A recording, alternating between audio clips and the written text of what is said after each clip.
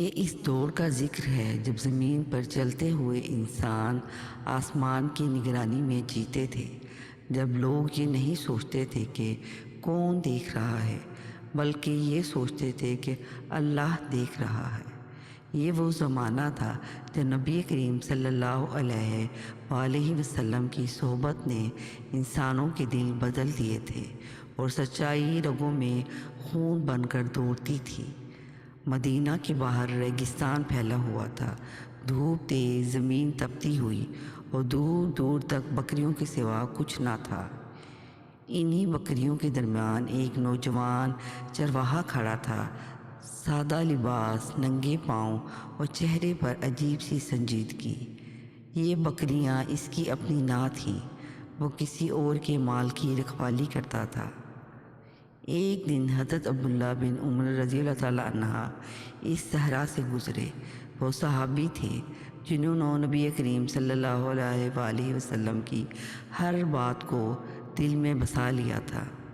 انہوں نے چرواہے کو آزمانے کا ارادہ کیا تاکہ دیکھیں ایمانداری کا حال کیا ہے۔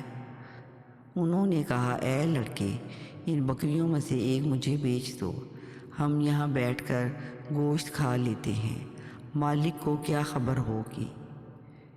یہ پیشکش معمولی نہ تھی۔ ایک غریب چرواہے کے لیے گوشت، پیسے اور آرام سب ایک ساتھ۔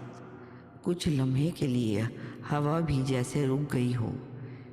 پھر اسی لڑکے نے سر پر اٹھایا اور وہ جملہ کہا جو تاریخ میں امر ہو گیا۔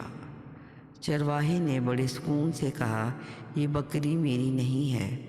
حضرت ابن عمر رضی اللہ تعالیٰ عنہ نے کہا، مالک کو کہہ دینا کہ بکری کو بھیڑیا کھا گیا۔ چرواہے کی آنکھوں میں حیرت آئی، پھر اس نے آسمان کی طرف انگلی اٹھائی اور کہا، تو پھر اللہ کہاں ہے؟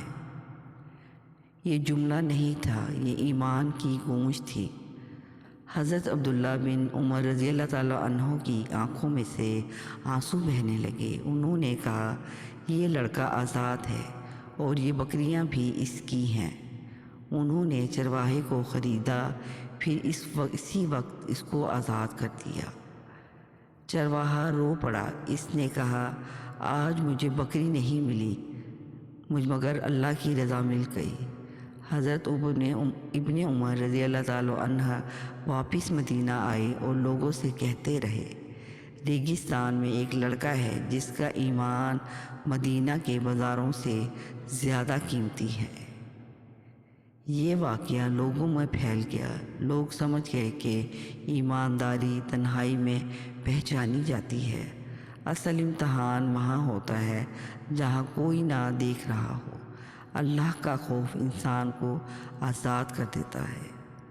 وہ چرواہا گمنام رہا مگر اس کا جملہ قیامت تک زندہ رہے گا، اللہ کہاں ہے؟ یہ سوال آج بھی ہر دکان، ہر دفتر اور تنہائی میں ہم سے پوچھا جا رہا ہے۔ جی ہاں ناظرین، اگر آپ کو ہماری یہ کہانی اچھی لگی ہے تو اسے لائک کیجیے اور سبسکرائب کیجیے۔